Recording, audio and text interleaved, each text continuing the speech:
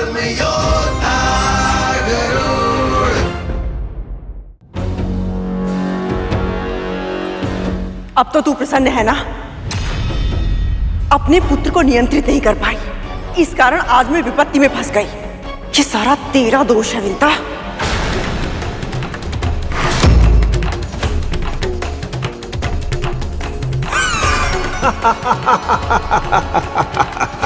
अद्भुत विमाता, अद्भुत। जिस स्त्री ने तेरे लिए अपने प्राण संकट में डाल दिए, तू उसे दोष दे रही है। अब भी रक्षा करना चाहती है तो अपनी स्वामिनी की, अर्थात अपनी बहन की। जैसा व्यवहार तूने अपनी बहन के साथ किया है, ऐसा व्यवहार तो हम असुर भी एक दूसरे के साथ नहीं करते। और फिर भी संसार हमें बुरा कहता है। दिति दीदी के पुत्र हो, इस नाते मेरे लिए भी मेरे पुत्र समान ही हो। इसी कारण अब तक तुम्हारी धृष्टता सहती रही, पर यदि तुमने आगे बढ़ने का प्रयास किया तो मैं वही करूंगी जो एक मां को करना चाहिए।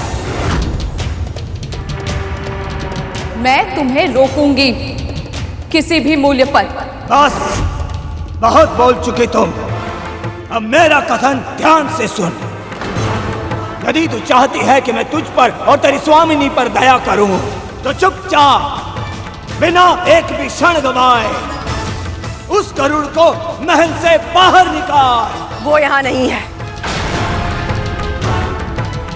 बाहर गया है किसी आवश्यक कार्य से।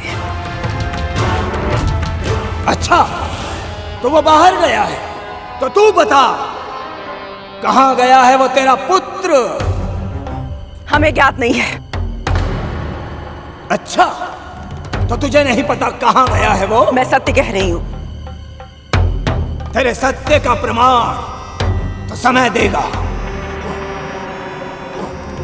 और जब तक वो नहीं लौटता मैं उसकी यही प्रतीक्षा करूंगा। गरुड़ के साथ पिछली मुठभेड़ में मुझे ऐसा रहस्य ज्ञात हो गया था जिसके कारण उसके प्राण मेरी मुट्ठी में है। जानना नहीं चाहोगी वो रहस्य क्या है?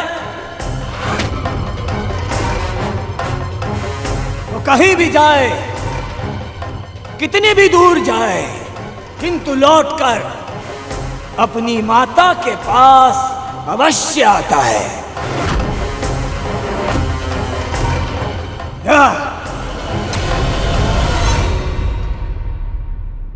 सही कहा तुमने।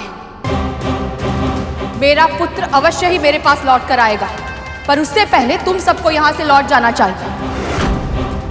यदि उसने तुम्हें मेरे और महारानी के साथ ऐसा दुर्व्यवहार करते हुए देख लिया तो मैं भी उसके क्रोध से तुम्हें बचा नहीं पाऊंगा। कल्पना करो पुत्र, अपनी विमाता अदिति की रक्षा के लिए यदि वो तुम सबसे अकेले युद्ध कर सकता है, तो अपनी मां की रक्षा के लिए वो क्या नहीं करेगा? उस रक्षा करने के लिए तो उसे यहां आना चाहिए ना, पर वो तो यहां पर है ही नहीं। जब तक वो लौट कर आएगा तब तक बहुत विलंब हो चुका होगा।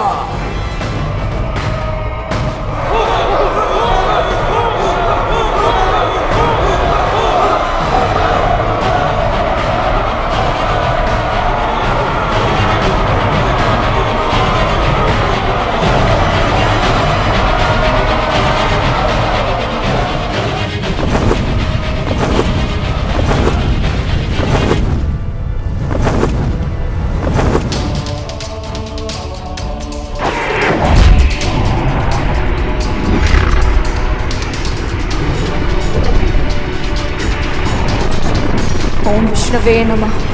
ओम विष्णवे नमः। ओम विष्णवे नमः। ओम विष्णवे नमः। ओम विष्णवे नमः। ओम विष्णवे नमः। ओम विष्णवे नमः। ओम विष्णवे नमः। ओम विष्णवे नमः। ओम विष्णवे नमः। ओम विष्णवे नमः। ओम विष्णवे नमः। ओम विष्णवे नमः। ओम विष्णवे नमः। ओम विष्णवे नमः।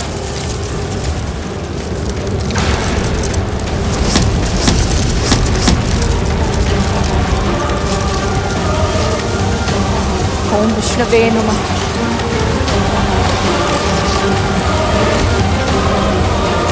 ओम विष्णवे नमः।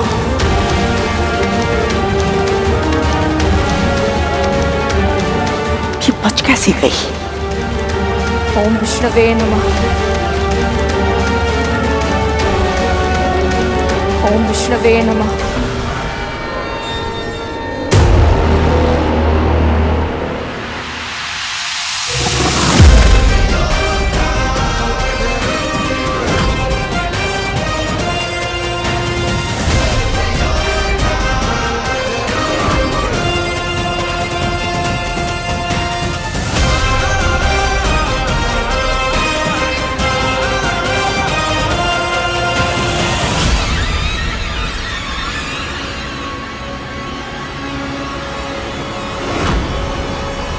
मेरे पुत्र,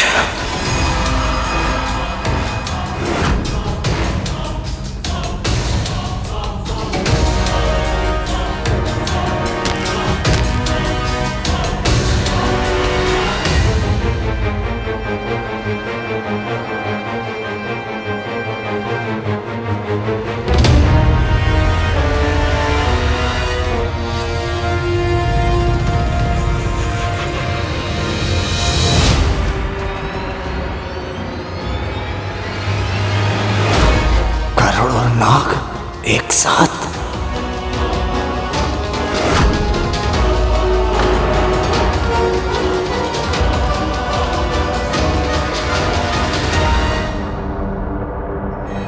हमारी मां को भयभीत करने का दुस्साहस नहीं करना चाहिए था तुझे।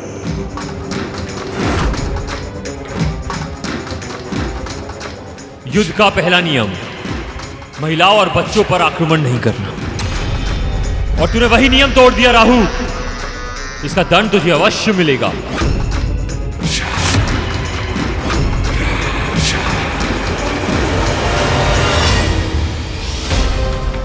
भले ये नाग कितने भी निष्ठुर हो, अपनी मां के लिए निष्ठावान है और युद्ध के नियम के प्रति सम्मान भी रखते हैं।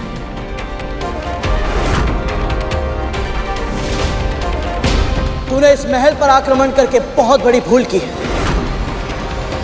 वैसे तो तुम्हारी असुरी सेना को पराजित करने के लिए मैं अकेला ही पर्याप्त था, और आज मेरे नाग भाई भी मेरे साथ हैं।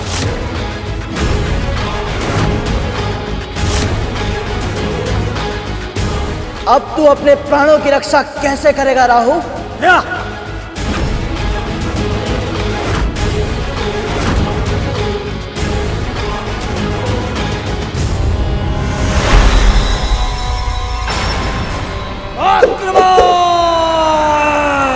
आक्रमण!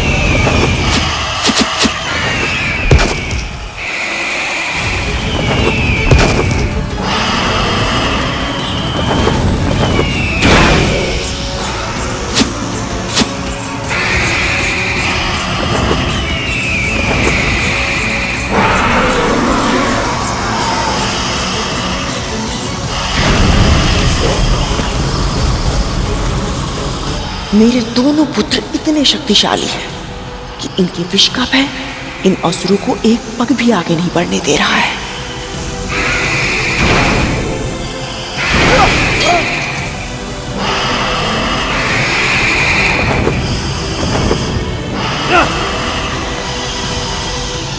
मुझे लगा था विशाल सेना देखकर सब घबरा जाएंगे और गरुड़ को मुझे सौंप देंगे, पर ये सब तो एक साथ मिलकर युद्ध कर रहे हैं।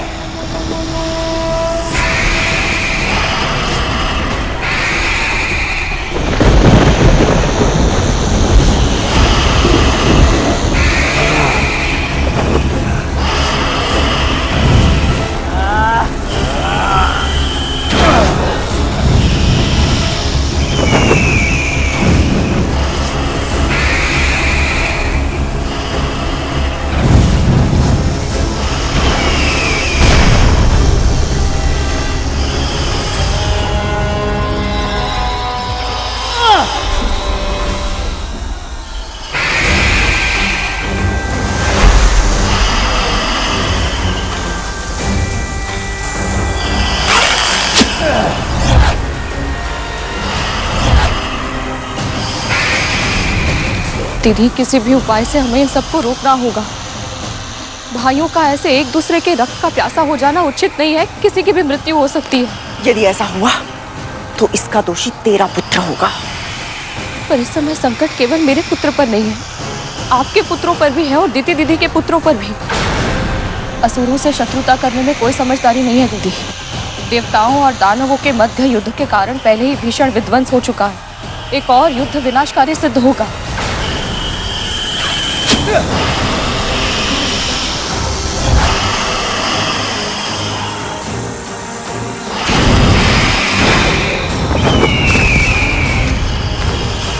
प्रश्न केवल मेरे पुत्र का नहीं है दीदी, आपके पुत्रों के प्राण भी संकट में हैं। यदि उनमें से किसी को कुछ हो गया तो? ये समस्या तेरे पुत्र के कारण उत्पन्न हुई है, उसका समाधान भी वो ही करेगा।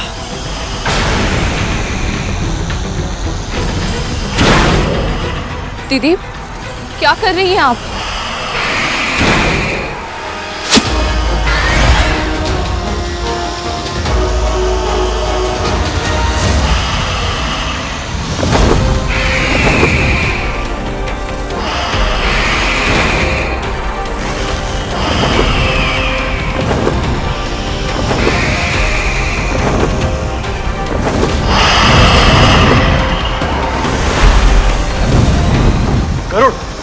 कालिया,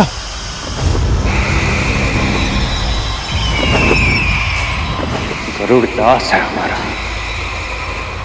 हम सबकी रक्षा करना इसका धर्म है, पर इसकी रक्षा करना हमारे लिए आवश्यक नहीं।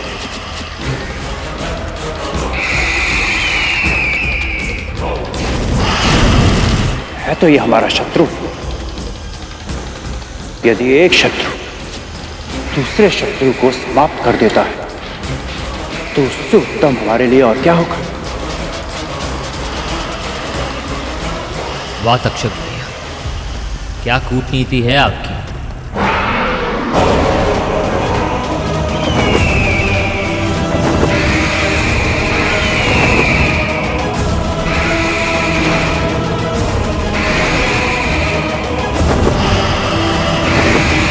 रुक जाओ।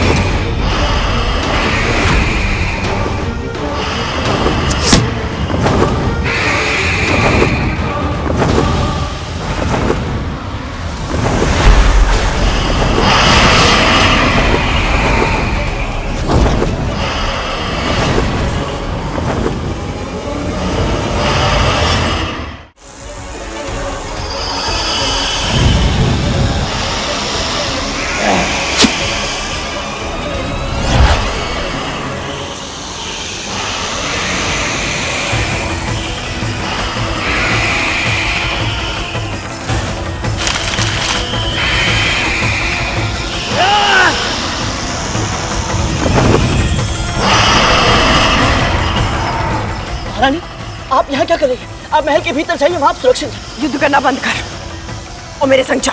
और कहाँ? प्रश्न पूछने का अधिकार तुझे नहीं है करूँ, मेरे साथ चल। ऐसे युद्ध के मध्य अपनी माँ को छोड़कर कैसे जा सकता हूँ मैं? तेरी माँ मेरी बहन भी है, उसे कुछ नहीं होगा। मेरी अनुपस्थिति में मेरे पुत्र उसकी रक्षा करेंगे। तक्षक कालिया, शिशुनंदी, भूतनंदी, अपनी भी माता के पास जाओ, उनका ध्यान रखना, उनकी सुरक्षा करना तुम्हारा कर्तव्य है।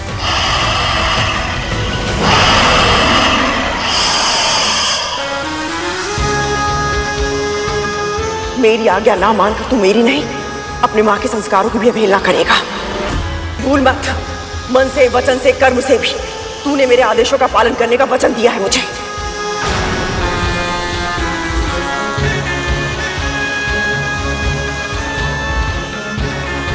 जी महारानी।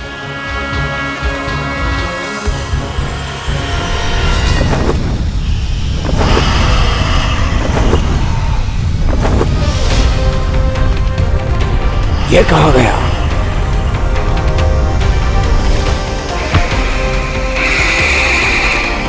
तुम्हारे महाराज बलि को मेरा पुत्र चाहिए था ना?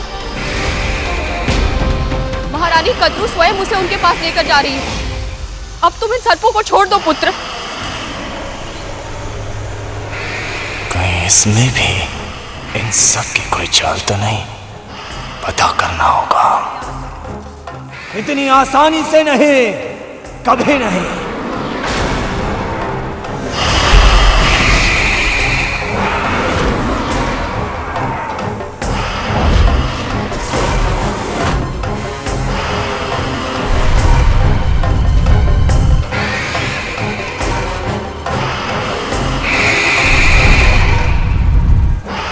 हे परम प्रभु विष्णु, मेरे पुत्र की रक्षा कीजिए।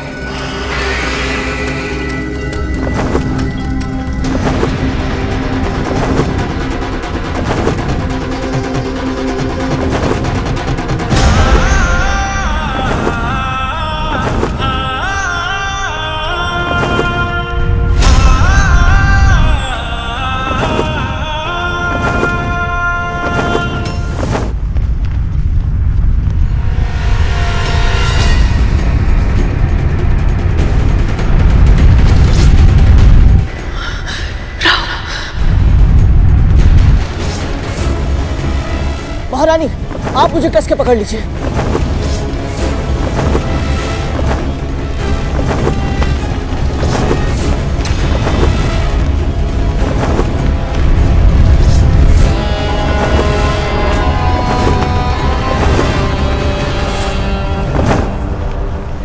गति बढ़ाकर मुझे चकमा देने का प्रयास कर रहा है, किंतु मैं भी राहु हूं। मुझसे पीछा छुड़ाना असंभव है।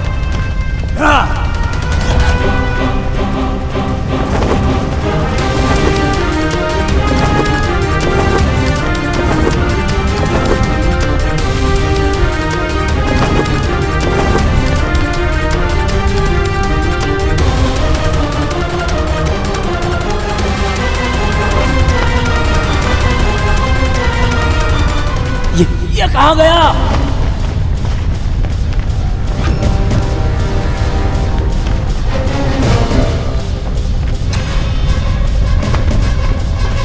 अभी तो इधर था, उधर कैसे चला गया? ये हुई ना बात। यदि ये युद्ध हमें रुकवाना है तो हमें शीघ्र ही महाबलीपुरम पहुंचना होगा।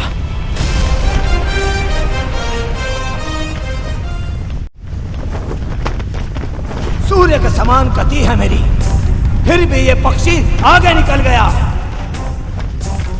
मुझसे भी अधिक वेग से कैसे उड़ सकता है ये?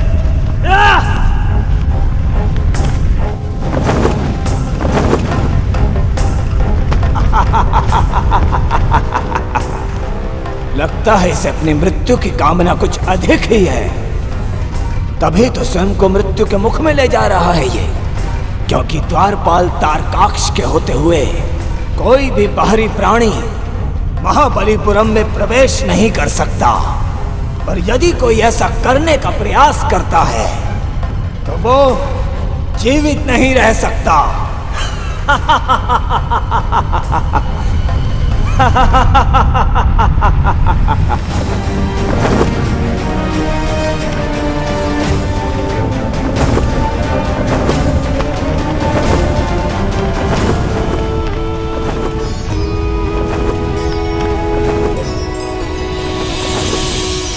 इस नगर के सौंदर्य से अपने लक्ष्य को मत भटका।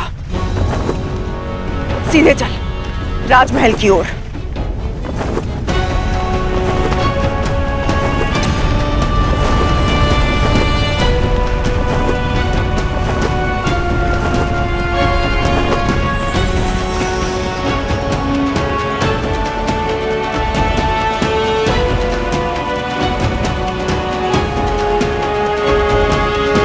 उड़ान भी ऊंची बढ़ता है, गति पर भी नियंत्रण है और भूमि पर भी इतनी कुशलता से उतरता है।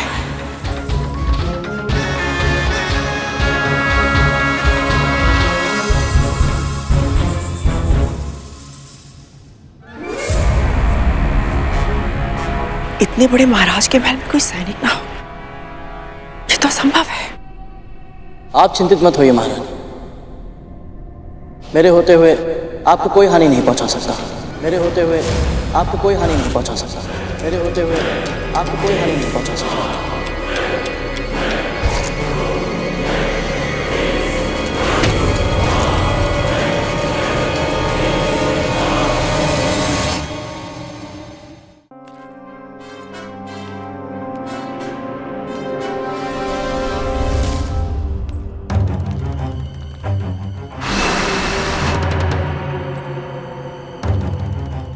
कितनी विचित्र शीत है। क्या आपको भी इसका आभास हो रहा है महारानी?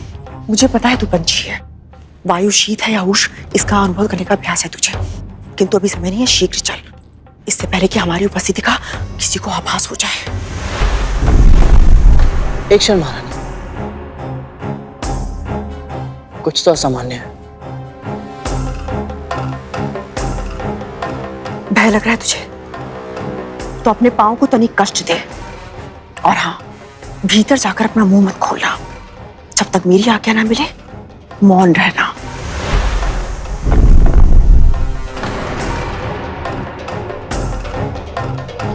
क्या हुआ?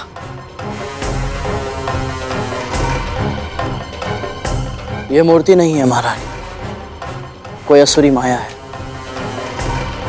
इतना आशंकित होने की आवश्यकता नहीं है, ये मूर्ति है।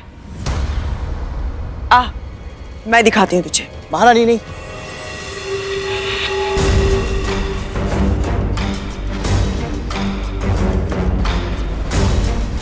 महारानी रुकिए।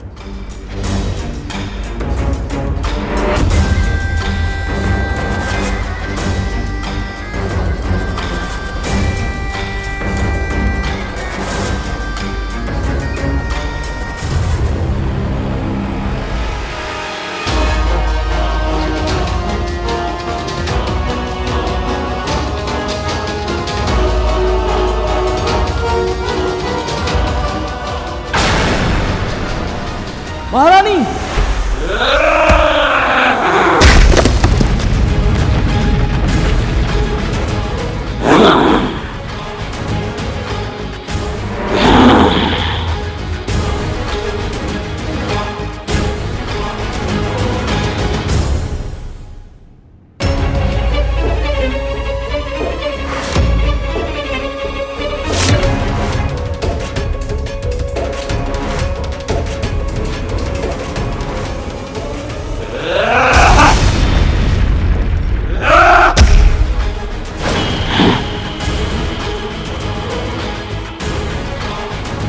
जिसके प्रहार से महाबलीपुरम की भूमि भी फट गई, उस भीषण असुर का वार ऐसे सह गया ये जैसे किसी ने फूल मारा हो।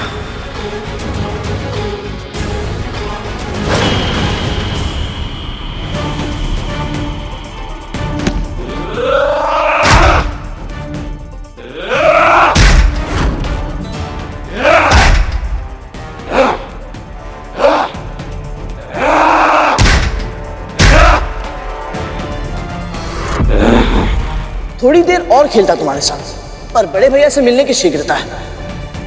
इस पर मेरे किसी भी प्रहार का प्रभाव क्यों नहीं पड़ रहा?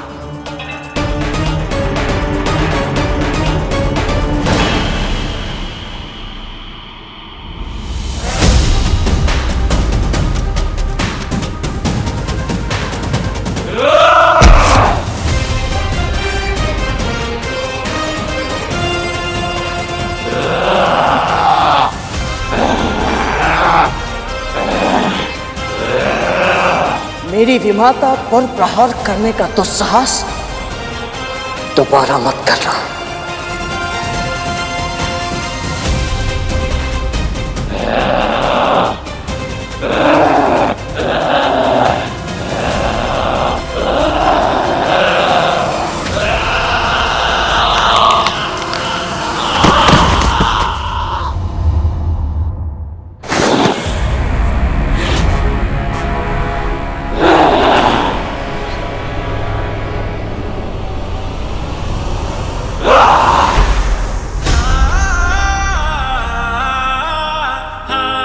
चलिए महारानी।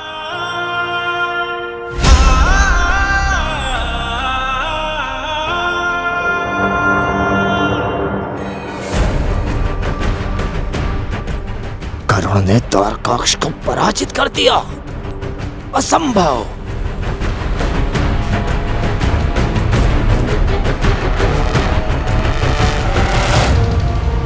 ओम सौराष्ट्रे सोमनाथस्य श्रीशिले मल्लिकार्जुनम उज्जैन्यां महाकालम ओंकारम मल्लेश्वरम परल्यां वैद्यनाथम च डाकिन्यं भीमशंकरम सेतुबंधे च रामेशम नागेशम दारुकावने वाराणस्यां तु विश्वेशम त्र्यंबकम कौमुदी तटे हिमालय तु केदारम धूष्मेशम च शिवालय। यहाँ का वातावरण मेरी कल्पना से बिल्कुल विपरीत है। आश्चर्यचकित होने की आवश्यकता नहीं है। बलि असुर अवश्य है, किंतु दूसरे असुरों से बिल्कुल भिन्न है। वो एक पवित्र आत्मा है, अत्यधिक धार्मिक है, महादेव शिव शंकर का बहुत बड़ा भक्त है वो। यदि महाराज धर्म के अनुसार आचरण करते हैं तो फिर उनकी प्रजा इतनी क्रूर, इतनी निर्दयी क्यों है महारानी? राजा अपनी प्रजा के हृदय पर राज करने में विश्वास रखते हैं। वो अपनी जीवन शैली दूसरों पर नहीं थोपते हैं। उनके राज में सभी अपने स्वभाव के अनुसार असुरों की तरह आचरण करने के लिए स्वतंत्र हैं। वो स्वयं भी एक संयमी जीवन जीते हैं। अद्भुत। अभी तो बड़े भैया से मिलने में और अधिक आनंद आएगा। भूलना मत, तुम उसके लिए भाई नहीं हो, शत्रु हो तुम उसके। तुमने उसकी सेना को अपना कार्य करने से रोका था। उसके कुछ असुरों का वध भी किया था तुमने। शत्रु और भाई का अंतर तो मैं संभाल लूंगा, बस मेरी माँ और मेरे अन्य नाग भाई ठीक हो। ओम विष्णवे नमः। ओम विष्णवे नमः। ओम विष्णवे नमः। ओम विष्णवे नमः।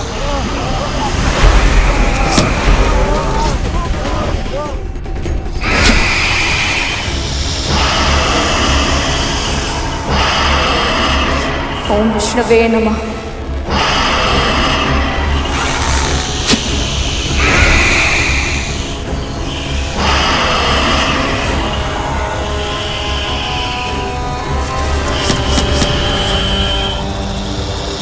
ओम विष्णवे नमः।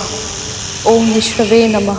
ओम सौराष्ट्र सोमनाथस्य श्रीशिले मल्लिकार्जुनम उज्जैन्यां महाकालम ओंकारम मल्लेश्वरम परल्यम वैद्यनाथम च डाकिन्यम भीमशंकरम सेतुबंध च रामेशम नागेशम दारुकावने वाराणस्यां तु विश्वेशम त्र्यंबकम गोमती तटे हिमालयम तु केदारम धुष्मेशम च शिवालये एतानि ज्योतिर्लिंगानि सायं प्रातः पठेन्नरः स्मरणेन विनश्यति। ओम त्र्यंबकम यजामहे सुगंधिम पुष्टिवर्धनम उर्वारुकमिव बंधनान् मृत्योर्मुक्तिः। महाराज बलि तो स्वयं धर्म के मार्ग पर चलते हैं, तो फिर इन्होंने अदिति माँ की तपस्या भंग करने का प्रयास क्यों किया? सभी पुत्र मेरे शेषनाग और वासुकी के जैसे नहीं होते, जो धर्म और अपनी माँ की इच्छाओं में से किसी एक को चुने। बलि के लिए जितना महत्वपूर्ण उसका धर्म है, उतनी ही महत्वपूर्ण उसकी माँ की इच्छाएं भी है। उसने वही किया जो मेरी बहन दिति चाहती थी। वो राजा अवश्य है, किंतु सत्ता की कुंजी उसकी माँ के हाथों में है। इसलिए यदि हमें युद्ध रोकना है तो बलि से अधिक उसकी माँ को मनाना होगा। बिल्वपत्रम समर्पणाम।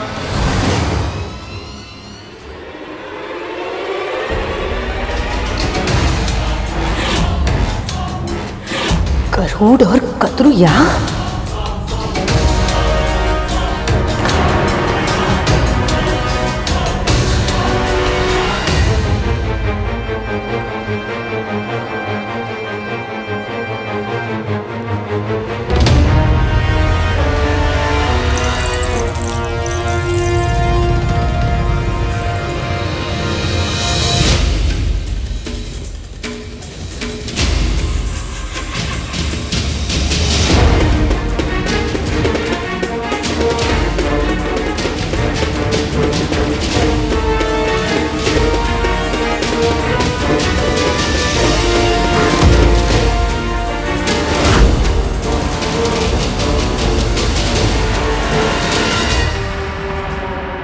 तुम यहाँ पे क्या कर रही हो कद्रू? ये पक्षी ये यहाँ पे क्या कर रहा है? ये भीतर कैसे आया? किसी द्वारपाल ने रोका नहीं इसे? प्रणाम महाराज बलि। प्रणाम माता दीदी। प्रणाम माँ कद्रू।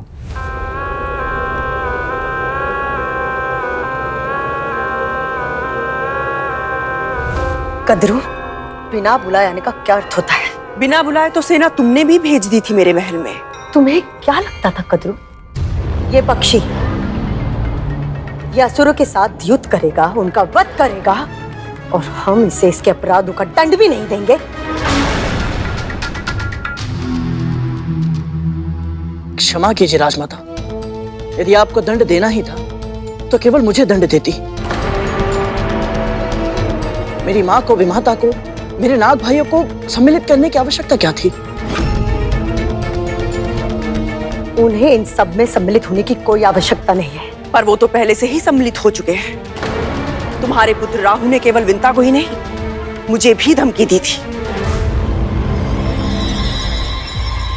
इसी कारण मेरे पुत्र और तुम्हारे पुत्र आपस में युद्ध कर रहे हैं।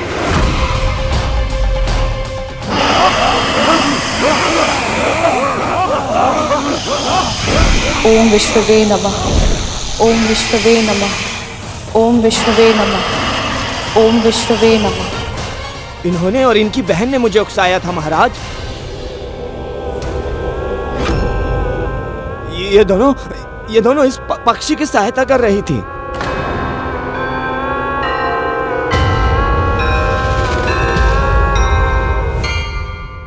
दीदी, गरुड़ के कारण असुरों का भी रक्त बह रहा और मेरे पुत्र भी चोटिल हो रहे हैं। इससे पहले कि किसी के प्राण चले जाए, हमें इस युद्ध को रोकना होगा।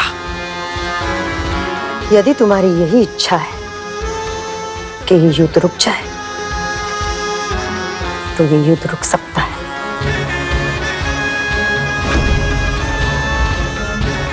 अच्छा किया जो इस पक्षी को हमारे पास लेकर आ गई। अब इसे हमें सौंप दो।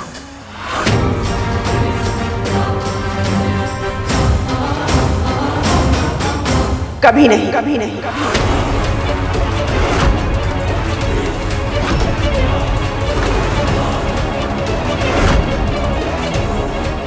बड़ी माँ मेरी रक्षा करने का प्रयास कर रही है, पर क्यों?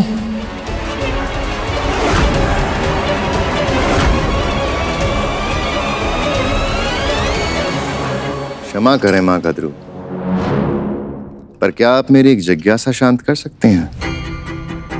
अवश्य महाराज बलि। अब से कुछ दिन पहले आप चाहती थी कि हम असुर गरुड़ का अंत कर दें,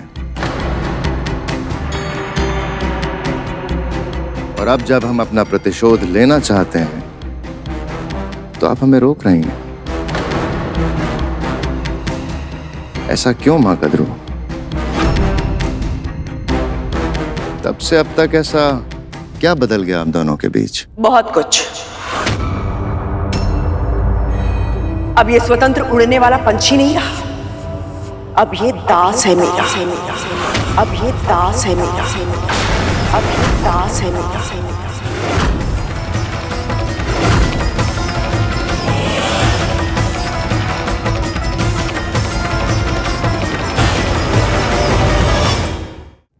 दास? ये पक्षी जिसने बड़े बड़े योद्धाओं को पराजित कर दिया, बजरंग जैसे महायोद्धा को भी खदेड़ दिया, ये दास बन गया है? और वो भी अपनी विमाता का?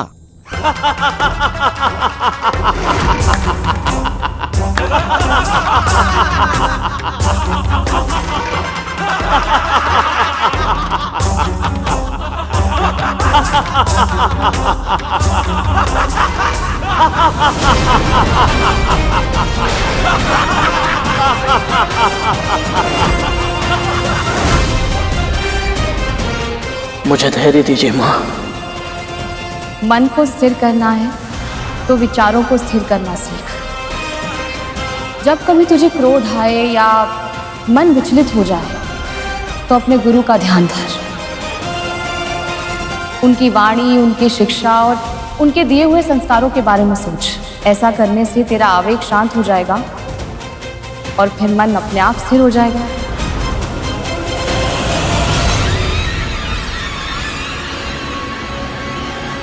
कद्रू में कैसे विश्वास कर लूं कि तुम जो कह रही हो वो सत्य है? ये वही गरुड़ है जो अदिति को संकट में देखकर अपना स्थान छोड़ने के लिए तैयार नहीं हुआ था।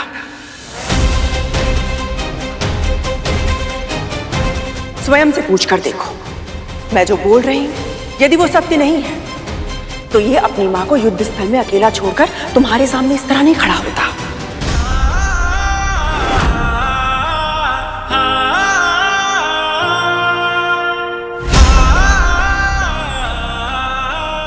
ये केवल मेरे आदेश पर यहां पर आया है,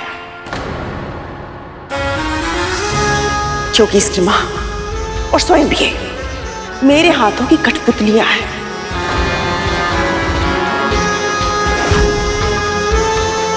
मैं जैसे चाहूं जब चाहूं इन्हें अपने संकेतों पर नचा सकती हूं। आप चाहती क्या है माँ कद्रू? शांति।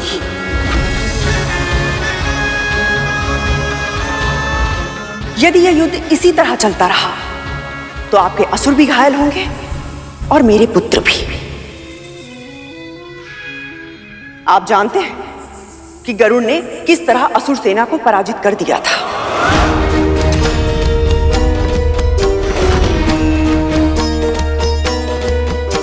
किंतु अब मेरे शक्तिशाली पुत्र भी इस युद्ध का भाग बन चुके हैं और इस युद्ध का परिणाम केवल और केवल विध्वंस लाएगा महाराज।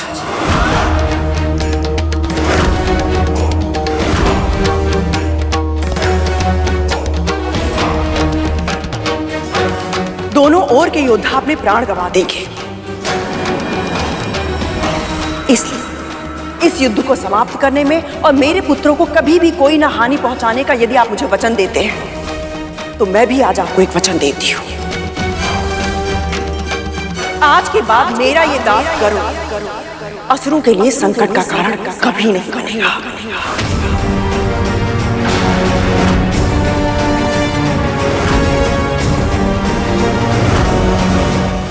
महारानी, आप कैसे ये वचन दे सकते हैं?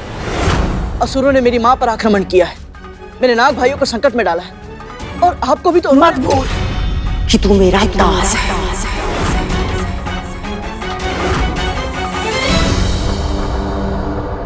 और जब तक दासों को आज्ञा नहीं दी जाए वो बीच में नहीं बोलते।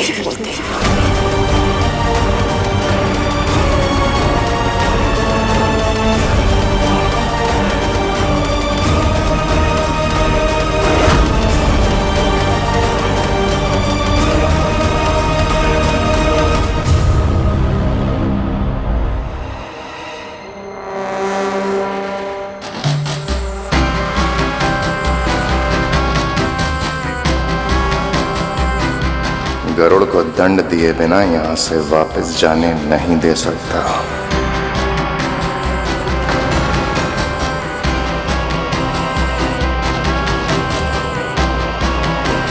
तो क्या निर्णय लिया आप दोनों ने?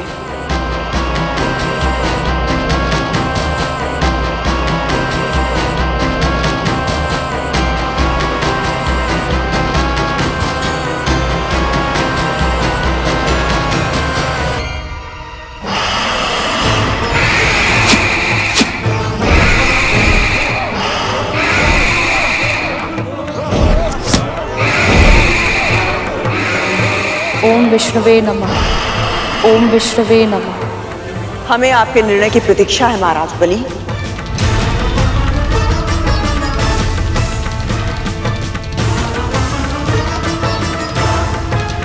ये पक्षी तुम्हारे नियंत्रण में है तो इसका अर्थ ये नहीं कि हम इसके अपराधों को भूलकर इसे क्षमा करते हैं। इसने न केवल असुरों की सेना को चुनौती दी है बल्कि मेरे पुत्र और स्वर्ग के महाराज बलि की सत्ता को ललकारा है। इसे अवश्य दंड मिलना चाहिए।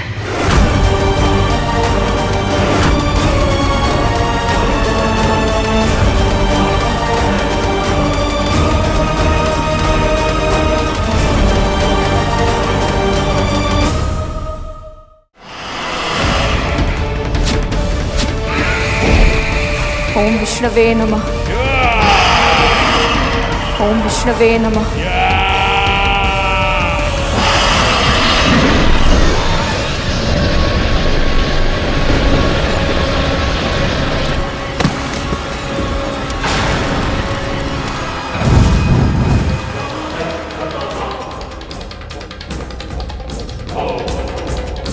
आशा कीजिए कि आपका पुत्र भी हमारी मां की रक्षा और उनका सम्मान ऐसा ही कर रहा हो।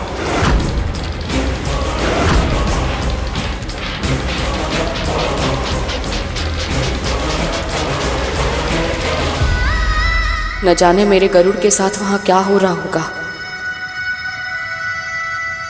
हमें आपके निर्णय की प्रतीक्षा है महाराज बलि। ये पक्षी तुम्हारे नियंत्रण में है, इसका अर्थ ये नहीं कि हम इसके अपराधों को भूलकर इसे क्षमा करते हैं। इसने ना केवल असुरों की सेना को चुनौती दी है, बल्कि मेरे पुत्र और स्वर्ग के महाराज बलि की सत्ता को ललकारा है। इसे अवश्य दंड मिलना चाहिए।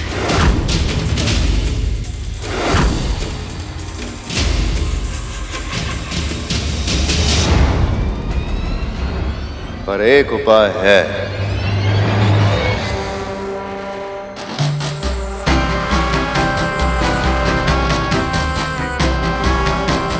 यदि गरुड़ अपने घुटनों के बल बैठ के हमसे क्षमा की याचना करे और यह प्रण ले कि दोबारा कभी हमारे मार्ग में नहीं आएगा,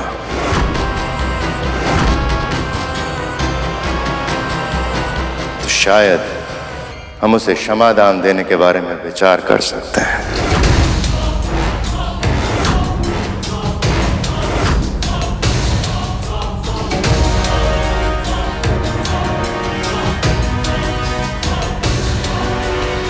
सुना नहीं तूने? घुटने के बल बैठ और क्षमा मांग।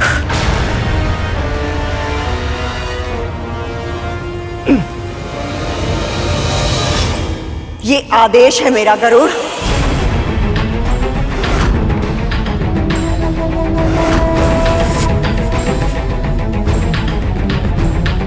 क्या हुआ? तुम्हारी माँ और नाग भाई अभी भी युद्ध स्थल में है। क्या तुम उनकी और अपनी रक्षा नहीं करना चाहते?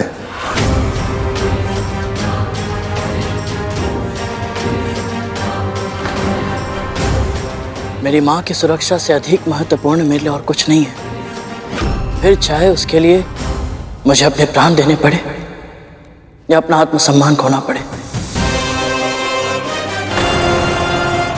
किंतु महाराज, मेरी माँ ने मुझे सिखाया है कि किसी भी त्वरित लाभ के लिए या केवल वाद विवाद को समाप्त करने के लिए क्षमा मांगना उचित नहीं। क्षमा मांगने से पहले अपनी भूल का आभास होना अति आवश्यक है, क्योंकि यदि ऐसा ना हो तो क्षमा मांगने के बाद भी वह व्यक्ति फिर से वही भूल कर देगा और फिर उसकी क्षमा याचना का कोई अर्थ नहीं बचेगा।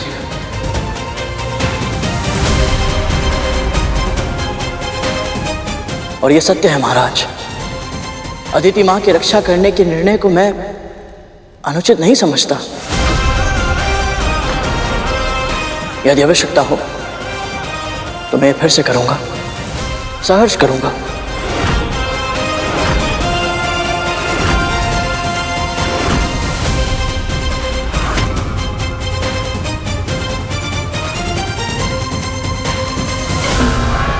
गरुड़ के वचनों में दृढ़ता है, इसके लिए मृत्युदंड सम्मान की बात होगी।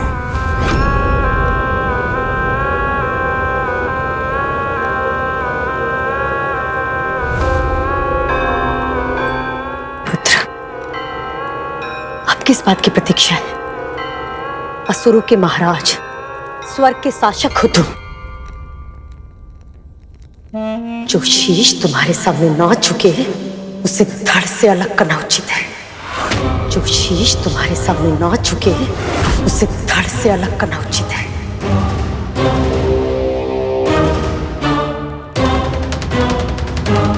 दास होकर भी इतना अभिमान।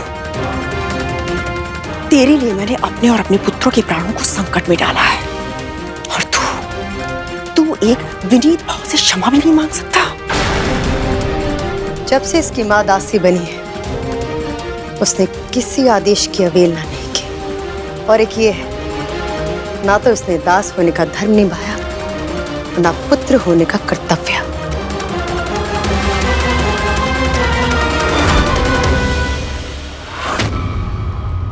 महाराज के आदेश का उल्लंघन करके तूने अपनी मृत्यु को आमंत्रण दिया है। मैं तो कहता हूं, इस पक्षी के कर्कश गायन की प्रतीक्षा ही क्यों करनी? मैं अभी यमदूत से इसका साक्षात्कार करवाता हूं।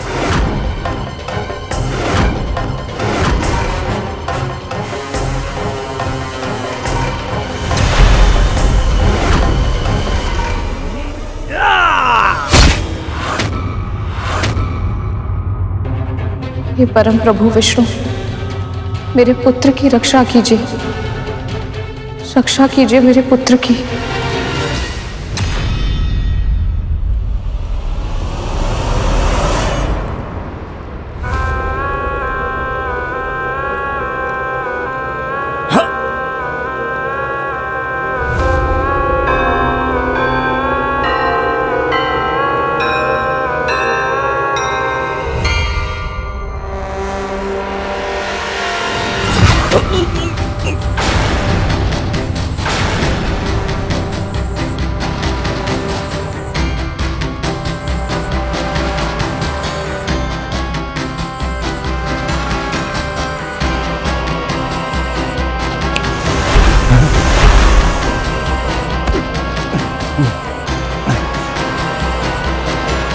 मृत्यु केवल शारीरिक हिंसा से नहीं होती राहु,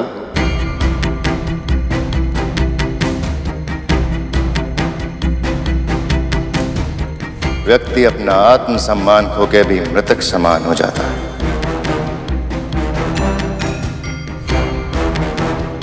यदि गरुड़ एक बार क्षमा नहीं मांग सकता तो उसे सहस्त्र बार झुकना होगा। पूरी प्रजा के सामने से 1 सहस्त्र 8 बार करबद्ध प्रणाम करके हमारे महाबलीपुरम की प्रदक्षिणा करनी होगी।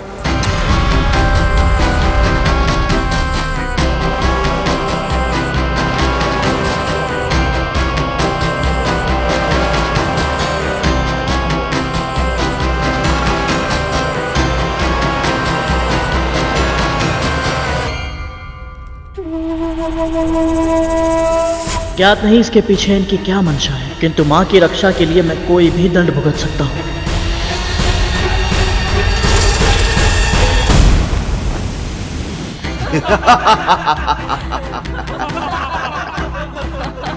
सुना है ये बहुत ही शक्तिशाली पक्षी है।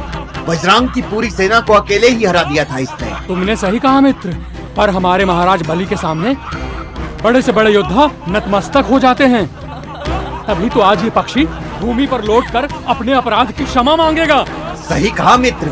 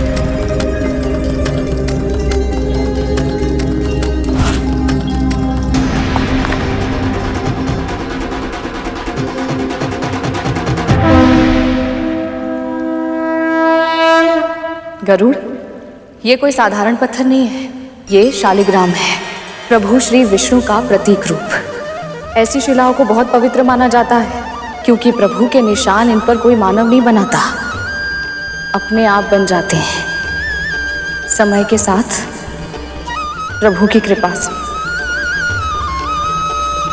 शालिग्राम अनेक तरह के होते हैं, जिन्हें उनके आकार, रंग और चक्र, मुख, वनमाला आदि निशानों के आधार पर पहचाना जा सकता है। यदि तुझे कभी कोई ऐसी शिला मिले तो उसे साक्षात प्रभु श्री विष्णु का आशीर्वाद समझना, उसका आदर करना।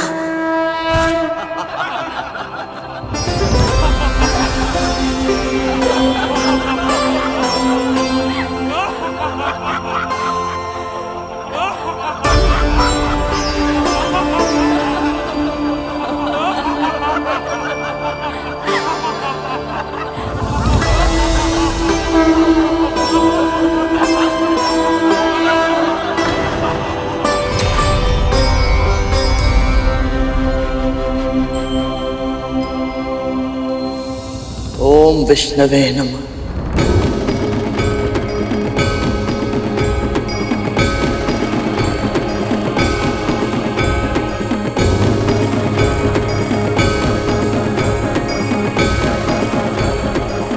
ओम विष्णवे नमः। ओम विष्णवे नमः। ओम विष्णवे नमः। ओम विष्णवे नमः। ओम विष्णवे नमः। ओम विष्णवे नमः। ओम विष्णवे नमः। ओम विष्णवे नमः।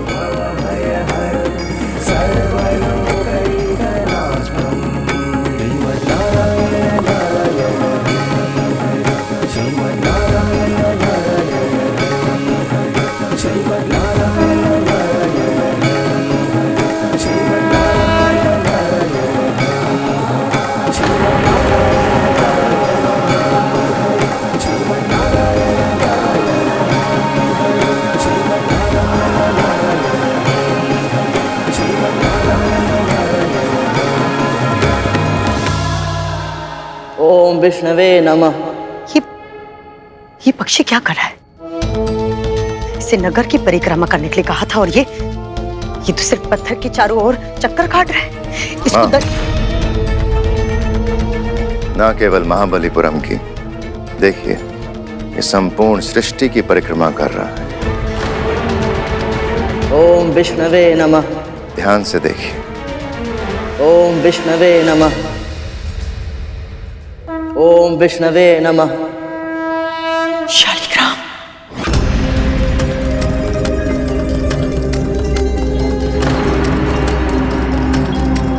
ओम विष्णवे नमः।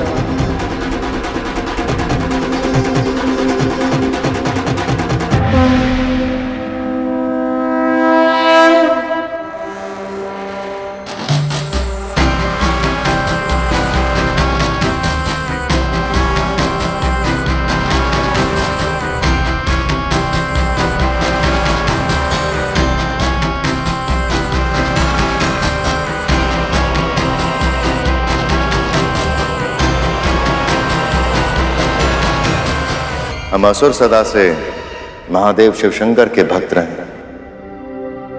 किंतु आज तुमने शालिग्राम की परिक्रमा करके भगवान विष्णु को भी यहाँ स्थापित कर दिया है। आज से महाबलीपुरम में भगवान विष्णु की भी भक्ति होगी।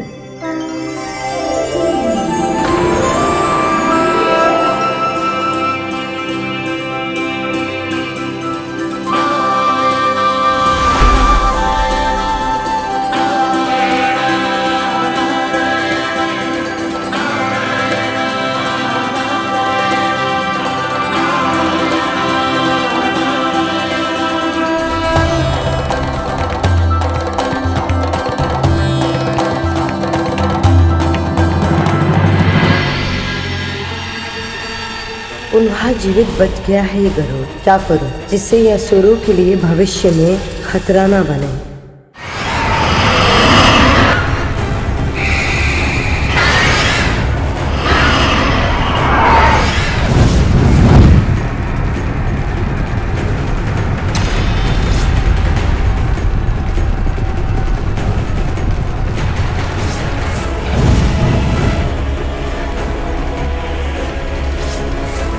बच क्या रहा हो? किंतु भैया अचानक से ये सब लुप्त कैसे हो गए?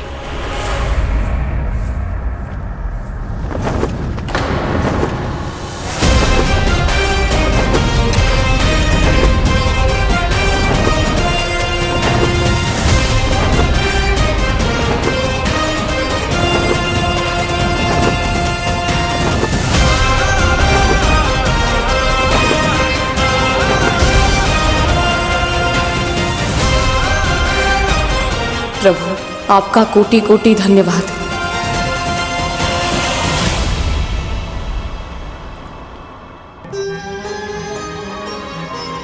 माँ, माँ,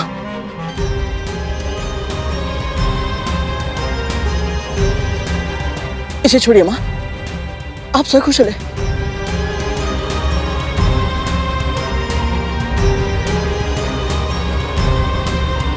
ठीक हो ना?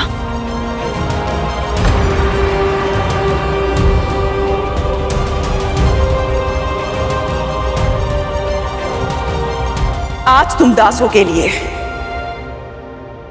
मैंने मेरे पुत्रों के प्राणों को दांव पर लगाया है।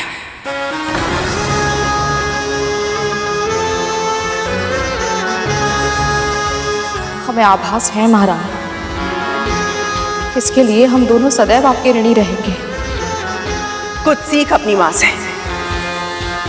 ये होता है अच्छे दास का व्यवहार।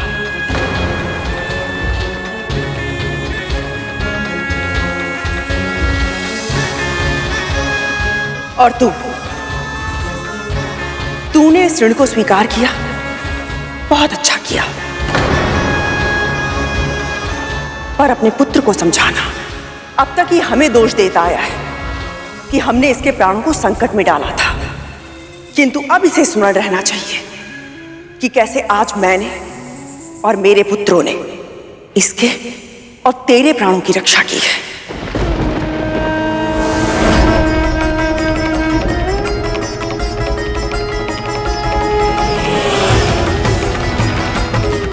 महारानी, मैं सच्चे हृदय से आप सबका आभारी हूं।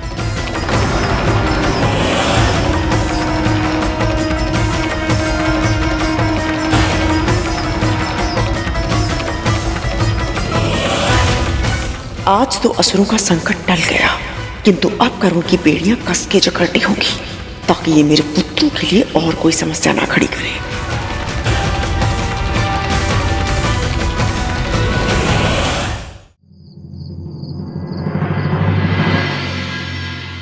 माया भी बहुत ढीठ है।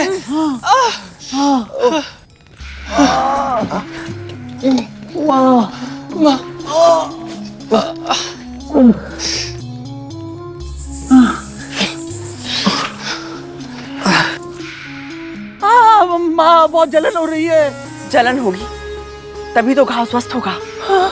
अच्छा।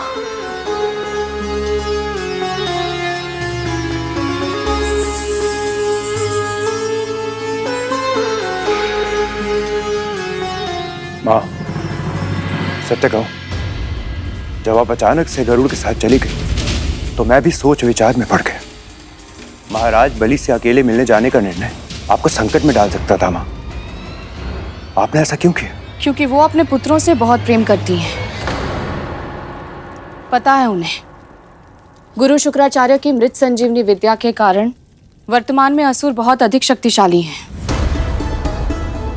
उन्हें सर्पों का शत्रु बनाना नहीं चाहती कद्रू दीदी। बड़ी माँ अपने पुत्रों की रक्षा करना चाहती थी, ये तो मैं समझता हूँ माँ। पर जब दीदी माँ ने उनसे कहा कि वो मुझे असुरों को सौंप दे और ये युद्ध समाप्त हो जाएगा, तो उन्होंने मेरी रक्षा क्यों की? क्यों मुझे दीदी माँ को नहीं सौंपा उन्होंने? क्योंकि मैं दीदी को अच्छे से जानती हूँ।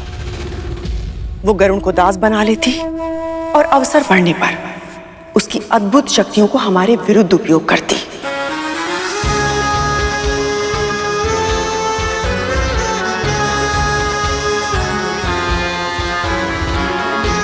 गरुड़ उसके लिए एक अचूक शस्त्र बन जाता और हमारे लिए एक भीषण संकट।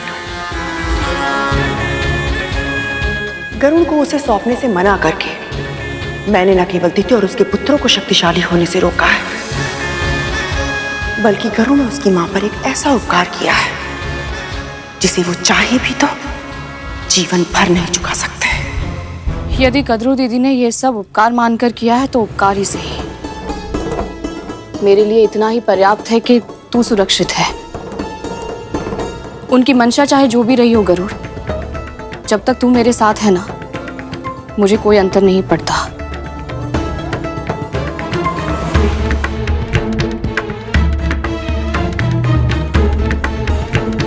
किंतु मुझे अंतर पड़ता है माँ।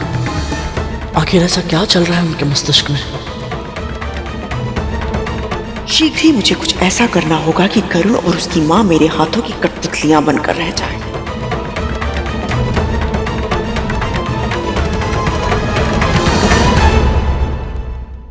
मुझे तुम सब पर अभिमान है। आज जिस तरह तुम लोगों ने असुरों का डटकर सामना किया है, मेरा विश्वास और भी दृढ़ हो गया है। एक दिन तुम लोग पृथ्वी पर नहीं, अपितु पूरे त्रिलोक पर शासन करोगे।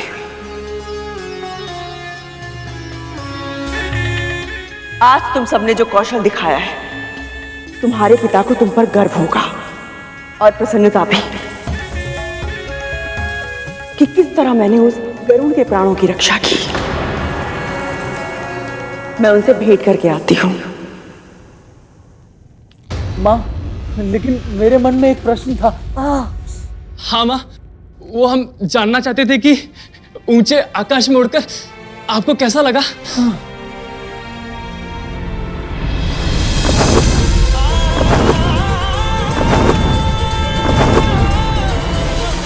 हाँ माँ, बताइए ना, आपको कैसा लगा पक्षियों की तरह उड़कर?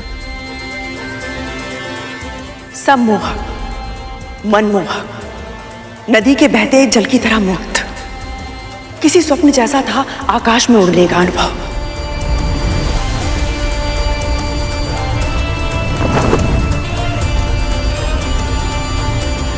धरती से देखो तो आकाश के बादल कितने सुंदर दिखाई देते हैं, पर जब ऊपर आसमान में उन बादलों के बीच उनके साथ साथ होने का आभास हो तो वो अनुभूति अद्भुत है, अकल्पनीय है।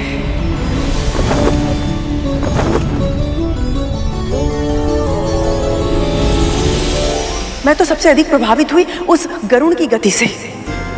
वो इतनी तीव्र गति से उड़ता है कि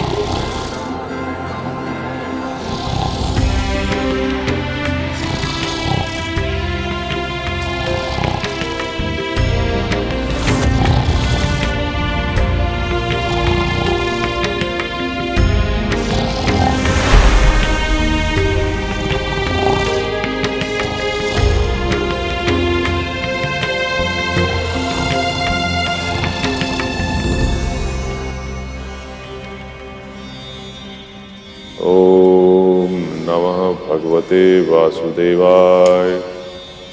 ओम नमः भगवते वासुदेवाय। ओम नमः भगवते वासुदेवाय।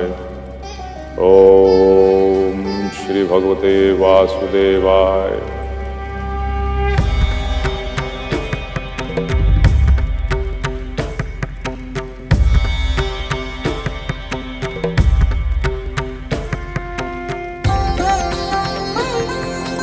कल्याण हो देवी,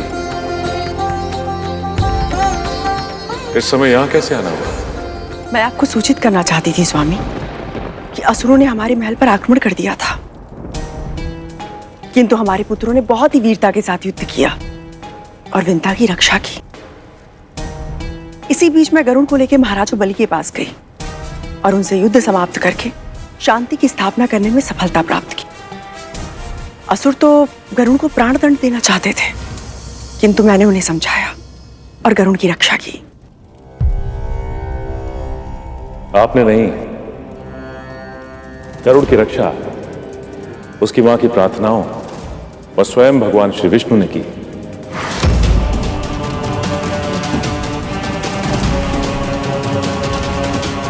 देवी कद्रू, आपकी सबसे बड़ी भूल यही है कि आपको लगता है कि जो कुछ भी हो रहा है वो आपकी इच्छा से हो रहा है, किंतु सत्य यह है कि यहां इस संसार में जो कुछ भी होता है भगवान श्री विष्णु की इच्छा से होता है।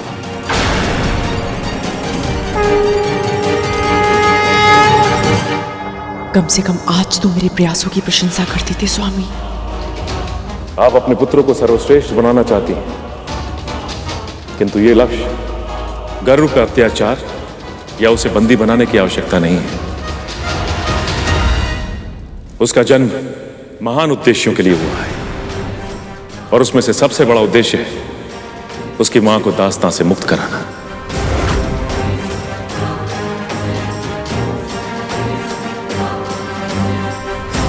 आपको लगता है कद्रू के आपने छल से शर्त जीतकर विंता को दासी बनाया, किंतु आप तो केवल माध्यम थी। जिस दिन अरुण का जन्म हुआ था उसी दिन विंता को यह श्राप भी मिल गया था और साथ ही साथ उसका निवारण भी। यदि आपके एक पुत्र ने आपको भीषण श्राप दिया है तो वही आपका ये दूसरा पुत्र आपको श्राप के बंधन से मुक्त करवाएगा।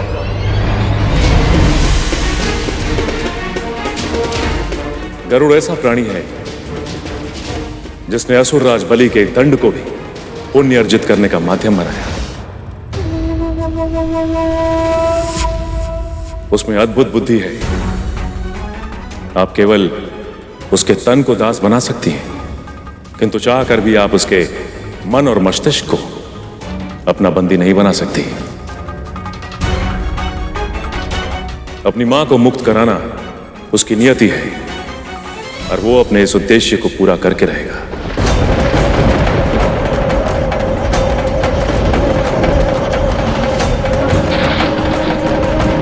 आप केवल एक कार्य कर सकती हैं कि उसके उद्देश्य को और कठिन ना बनाएं। मैं यहाँ आई थी कि स्वामी के समक्ष अपने पुत्रों के पराक्रम की प्रशंसा कर सकूं, किंतु वे खुद गरुड़ का पक्ष लेकर बात कर रहे हैं। नमो भगवते वासुदेवाय।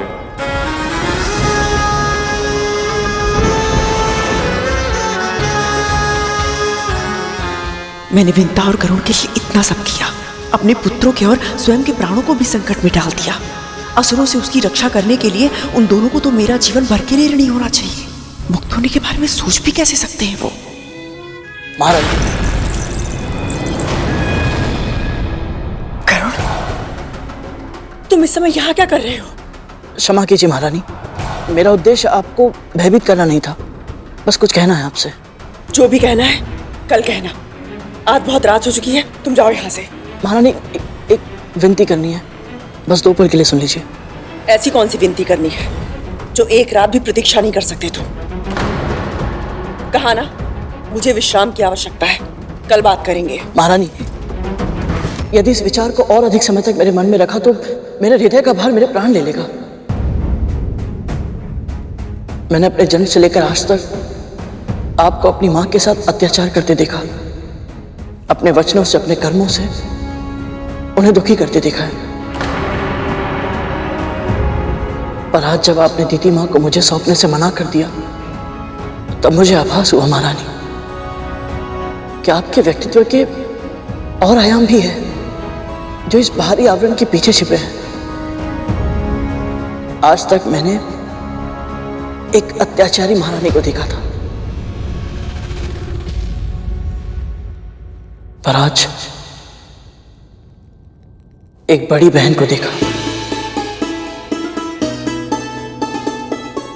जिन्होंने अपने पुत्रों को आदेश दिया कि वो उनकी छोटी बहन की रक्षा करे। आज पहली बार मैंने अपनी विमाता को देखा जो मेरे प्राणों की रक्षा करने के लिए स्वयं शत्रुओं के सामने दीवार बनकर खड़ी हो गई। आज पहली बार मैंने एक मां को देखा जो अपने पुत्रों से इतना स्नेह करती है कि उनके भविष्य की सुरक्षा के लिए उन्होंने अपना जीवन दांव पर लगा दिया। इसे प्रशंसा कहते हैं गरुड़। तुम्हें तो विनती करनी थी ना? विनती करनी है, पर आपके भीतर छिपी अपनी बड़ी मां से विनती करनी है मुझे। मेरी मां को उनका जीवन लौटा दीजिए, उन्हें अपनी दास्ता से मुक्त कर दीजिए बड़ी मां।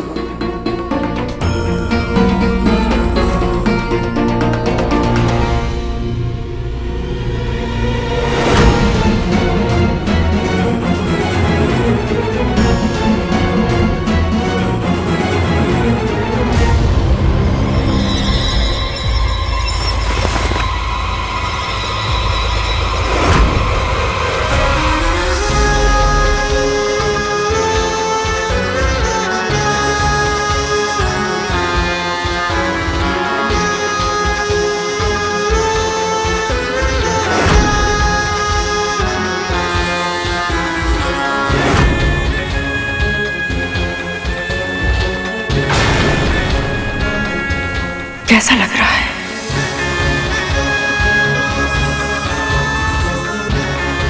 अच्छा नहीं लग रहा है ना? किंतु जिसका जो स्थान होता है उसे वही शोभा देता है। चरण पादुका चाहे कितनी भी अच्छी क्यों ना हो, उसे अपने सर के ऊपर नहीं रखा जाता।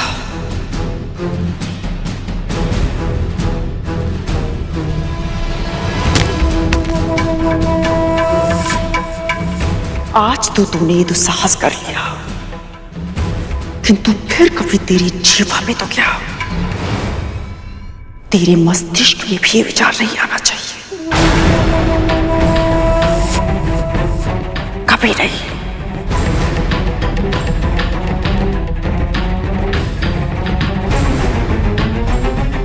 बड़ी माँ,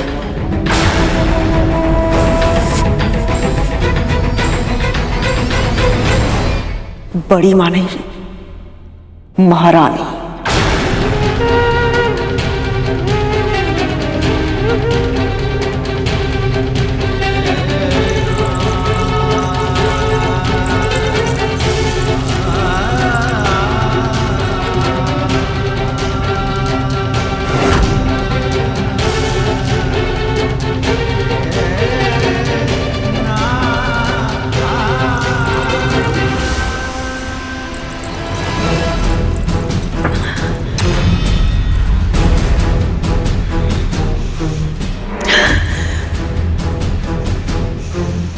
क्यों हर बार मैं ही क्यों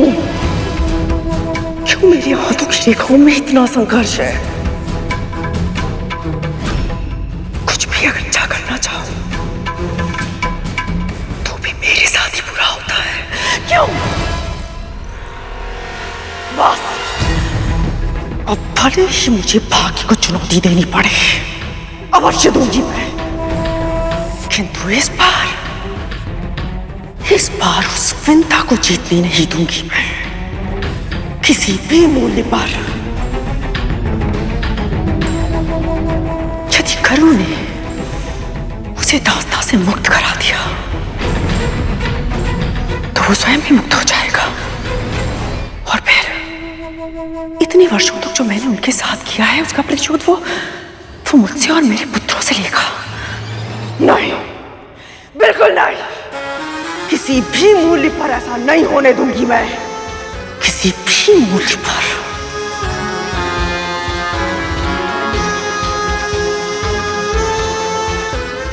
करूँ तो क्या? कैसे उस पंछी को अपना पिंजरा छोड़ने से रोकूं मैं? कैसे रोकूं उसे मुक्त आकाश में उड़ने से? कैसे?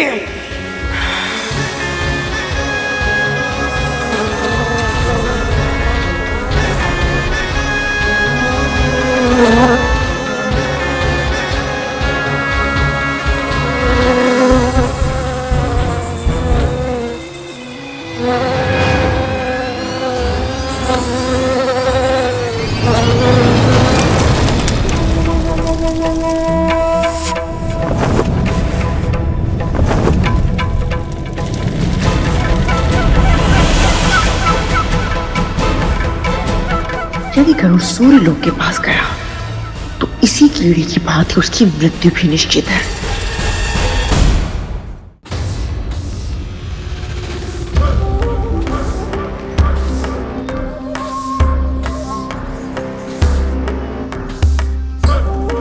गरुड़ सुनो ना, तख्तू भैया, धूमल भैया,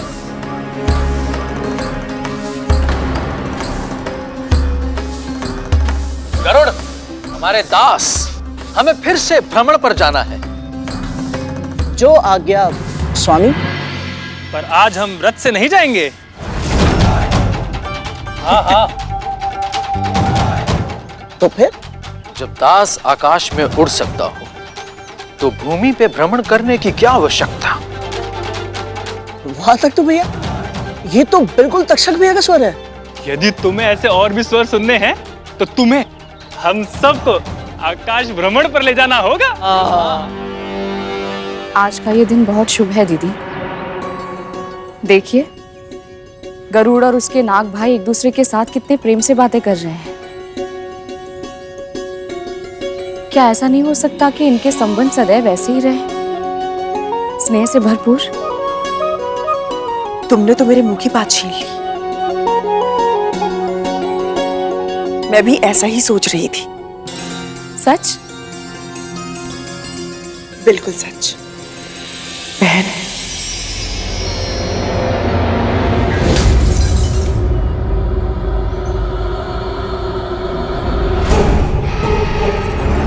मैं तो ये भी सोच रही थी कि कुछ दिनों से युद्ध की काली छाया हम सब पर मंडरा रही है और अब तो हमारा महल भी उसकी चपेट में आ गया है। क्यों ना हम दोनों मिलकर शांति की स्थापना के लिए हवन करें? ये तो बहुत ही अच्छा विचार है। तो एक काम करो, तुम जाके वन से लकड़ी लेकर आओ, मैं हवन की तैयारी करती हूँ। ठीक है।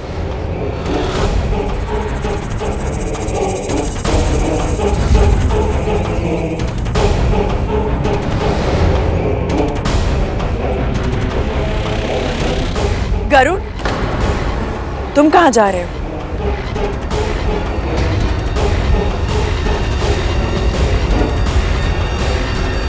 मैं और तुम्हारी माँ शांति स्थापित करने के लिए एक हवन करना चाहते हैं।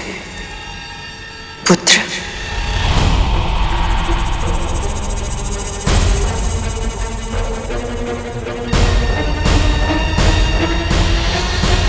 और उसके लिए तुम्हें एक विशेष सामग्री लानी होगी। आदेश दीजिए महाराज।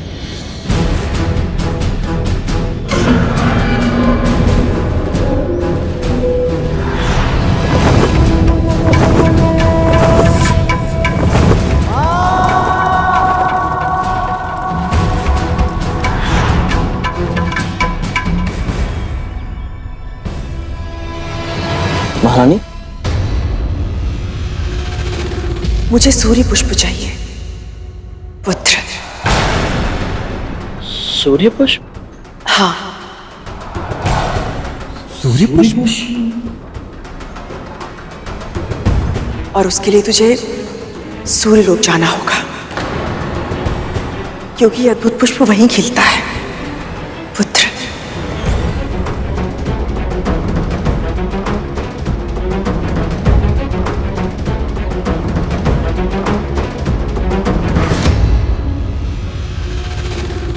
किस सोच में पड़ गए तुम? अपनी मां की दास्तां के अतीत को जानने के लिए तुम वैकुंठ तक चले गए थे, किंतु अपनी माता की एक छोटी सी इच्छा पूरी करने के लिए सूर्यलोक तक नहीं जा सकते। पुत्र।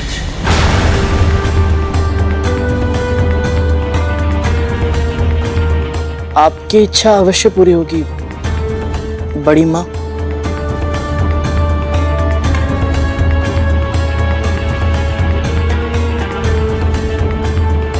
आपने जो कार्य दिया था उसे क्षण भर में समाप्त करके शीघ्र ही जाता हूँ। फंस गया पंछी पिंजरे में। अब गरुड़ नाम की समस्या का हमेशा हमेशा के लिए समाधान हो जाएगा।